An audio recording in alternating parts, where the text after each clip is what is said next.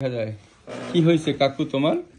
ও 2 মাস ধরে ঘাস খায় না, আর ও ক্রিমের মতো করে পেশাব করে, হলুদ কালারের আর এই ক্রিমের মতো, আর এখান দিয়ে এরকম হচ্ছে ওই পাশে ডান দিক দিয়ে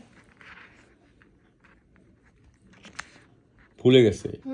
ফুলে গেছে। আর এটা তো এটা হচ্ছে আপনার অ্যাবসেস হয়েছে, বুঝছেন? এটার মধ্যে ওদের পুজগুলো খুব ঘন শক্ত হয়। এটা যে ফুলে গেছে না, এটা যে অ্যাবসেস হয়েছে। আপনারা আরো আগে চিকিৎসা করে যখন নরম ছিল তখন এটা সহজ থাকে, এখন দেখেন এটা ছড়ে এটা হাড্ডি পর্যন্ত চলে গেছে। কদিন যাবত ভুগতেছে সত্যি করে বলেন?